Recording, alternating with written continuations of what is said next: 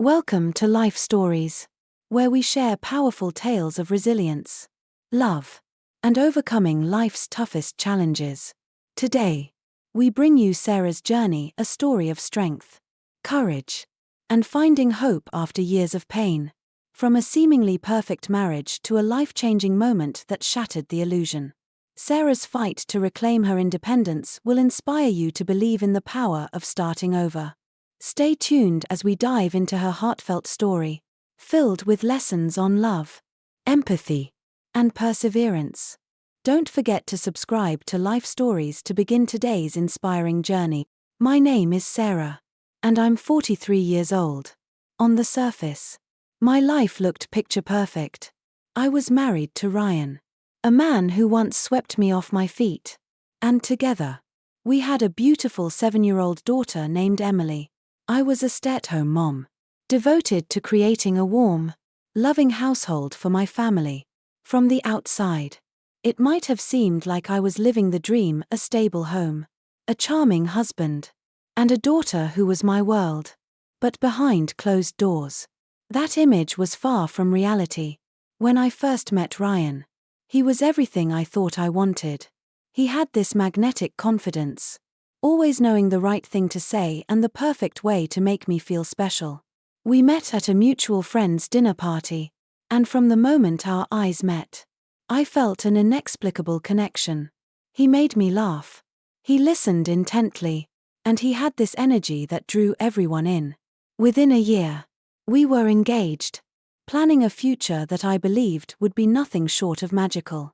At the time, I was working a stable job at an accounting firm.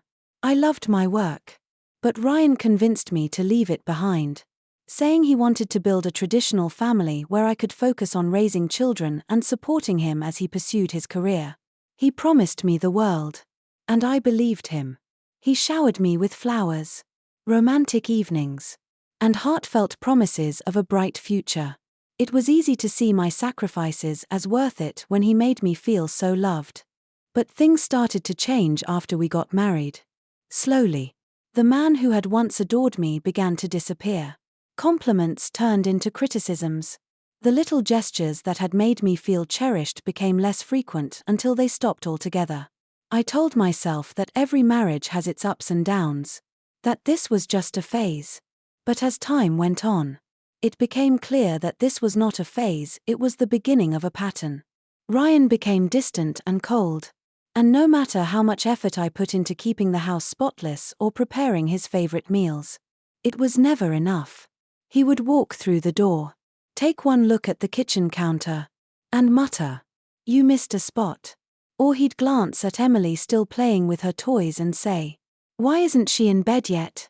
What do you even do all day?" His words were like tiny daggers, slowly chipping away at my self-worth.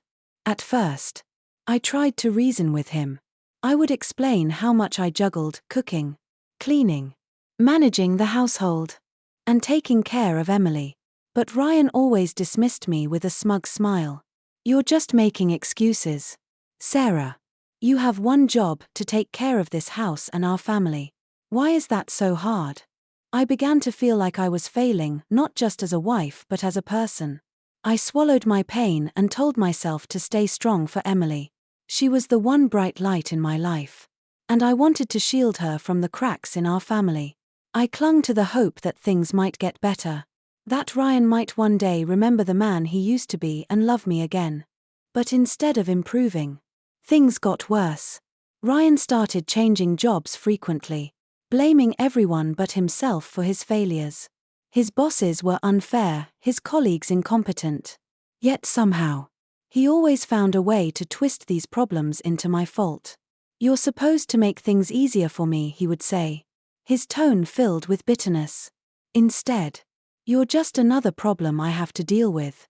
I often felt like I was raising two children, Emily and Ryan. While I poured all my energy into giving Emily a happy childhood, Ryan's unpredictable moods made it a constant challenge. He would criticize her for the smallest things, leaving toys on the floor, speaking too loudly, and I found myself stepping in to protect her. "Don't take that tone with her," I'd say firmly, only for him to turn his anger on me. Maybe if you taught her some discipline, I wouldn't have to, he'd snap. As the years passed, I stopped arguing. It was exhausting. And I knew it would only escalate. Instead, I focused on Emily, giving her as much love and stability as I could. I lived for her laughter, for the moments when she would hug me and tell me I was the best mom in the world. Those moments were my anchor, keeping me grounded as I endured Ryan's relentless criticisms and growing indifference. Still, a part of me held on to the belief that if I just tried harder, I could fix everything. I could make Ryan happy again. And we could be the family I had always dreamed of. But deep down, I knew the truth: the man I had fallen in love with was gone, replaced by someone I barely recognized. What I thought was a dream had slowly turned into a nightmare. Now, looking back, I wonder how I managed to hold on for so long. I told myself I was staying for Emily, for the stability she needed. But the reality was, I was afraid of starting over. Afraid of what people would think. And afraid of facing a world without Ryan. It wasn't just love that had kept me there, it was fear. And it took me a long time to realize that fear is no reason to stay in a place where you're slowly losing yourself. This was the life I had built. And this was the life I was trapped in.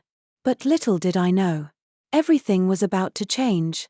My story wasn't over yet, not by a long shot. It was a Tuesday evening like any other. And my mind was preoccupied with the endless list of tasks waiting for me at home: preparing dinner, helping Emily with her homework, and tidying up before Ryan came home. I had just finished grocery shopping and was crossing the street with my hands full of bags when it happened. The screech of tires and a blaring horn were the last things I heard before my world went black. When I woke up, I was in a hospital bed, surrounded by the beeping of machines. My body ached in ways I didn't think possible, both legs were in casts. And every breath sent sharp pain through my ribs. The nurse who stood beside me explained that I had been hit by a speeding car and that my recovery would take months. I felt utterly helpless. Simple tasks like sitting up, eating, or even reaching for a glass of water were impossible without assistance. During those early days, my parents, Linda and Richard, became my lifeline. They visited me daily, brought meals, reassured me that Emily was doing fine, and tried to lift my spirits.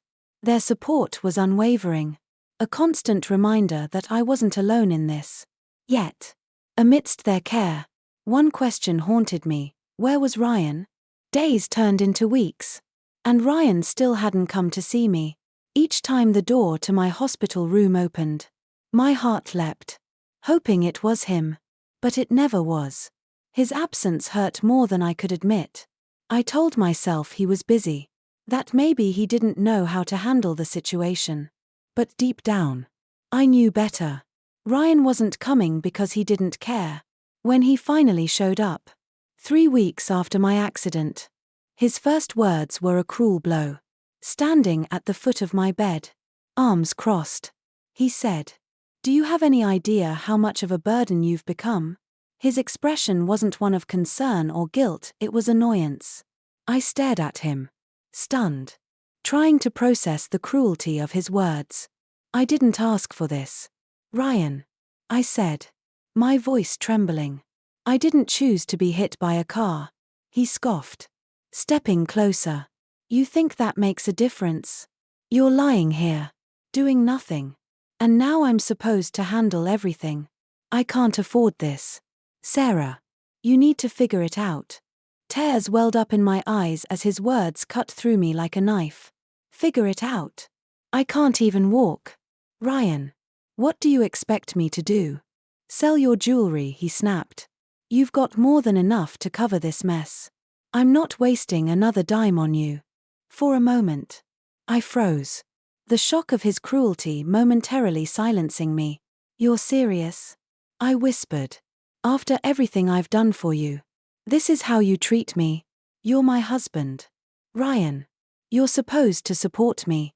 His face twisted in rage, and his voice rose. "Support you? You're useless now. Sarah, I have to carry this family on my back. And you can't even do your part anymore. The air in the room felt suffocating as his anger boiled over. I couldn't stay silent any longer. I've done nothing but support you, Ryan. I gave up my career for you, raised our daughter, and kept our home running while you bounced from one job to another. And now, when I need you most, you call me useless? His fists clenched, and his face contorted with fury. Before I could react, he slammed his fists onto the edge of the bed, his voice a shout. You think you can talk back to me? Then he lunged forward, his fists striking me in the stomach. The pain shot through my already broken body, leaving me gasping for air.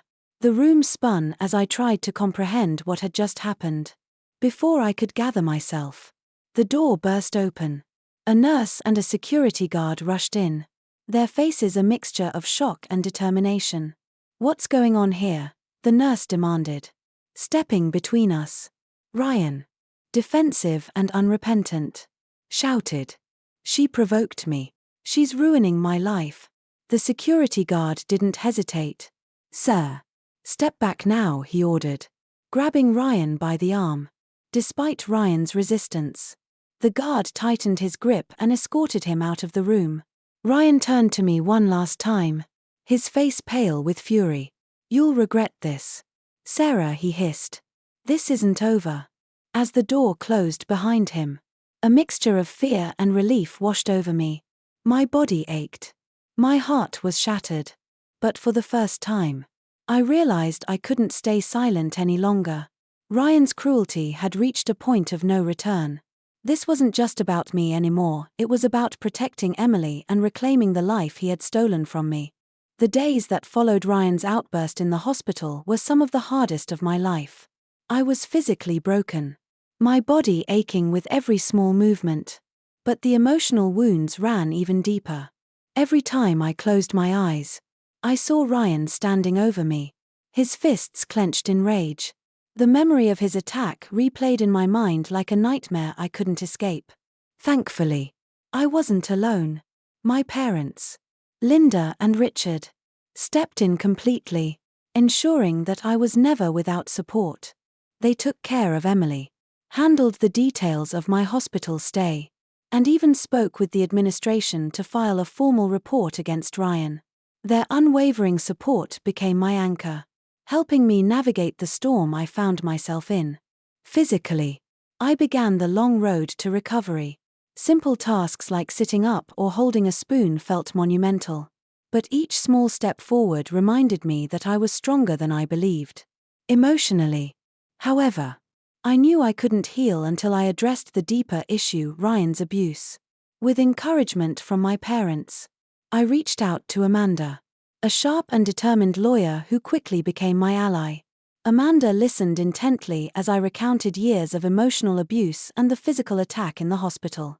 You've been through enough, Sarah, she said firmly. It's time to fight back. For the first time in years, I felt a spark of hope. I wasn't just surviving anymore, I was preparing to take control of my life. Gathering evidence wasn't easy. Every photo of my bruises, every medical record, and every statement from hospital staff felt like reopening a wound. But with Amanda's guidance, I persisted. She assured me that we had a strong case. Between the testimony of the nurse and the security guard, and the documentation of your injuries, we can prove his actions beyond any doubt, she said. Her confidence gave me strength. Ryan, on the other hand, didn't make things easy. From the sidelines, he tried to intimidate me. He left voicemails alternating between empty apologies and thinly veiled threats. You're ruining my life, he said in one message. If you think you can win, you're wrong. Amanda advised me to remain silent and let the evidence speak for itself. Don't give him the satisfaction of a reaction, she reminded me. Meanwhile, I threw myself into my recovery. Physical therapy was grueling, but every small victory, standing for the first time, taking a single step, felt like reclaiming a piece of myself. Emily became my motivation. Her laughter echoed through our home, a reminder of what I was fighting for. My parents continued to be my rock. helping with everything from managing the household to offering emotional support. As the court date approached, I felt a mixture of nerves and determination. I wasn't just preparing for a legal battle, I was reclaiming my independence, my self-worth, and my future. For too long, Ryan had controlled my life. But now, I was ready to show him and myself that I was stronger than he ever imagined. The day of reckoning was near, and for the first time in years, I felt ready to face it. In the end, I reclaimed my life, my strength, and my freedom. Ryan's control no longer defined me. Instead, I built a life where Emily and I could thrive, filled with love, laughter, and hope. Every step of this journey taught me that resilience is born from the hardest struggles, and no one deserves to feel invisible or trapped. I turned my pain into purpose, sharing my story to inspire others to find their strength and fight for their happiness. If my journey has resonated with you, remember that you are never alone. Together, we can build a community of hope and support. Thank you for being part of this journey.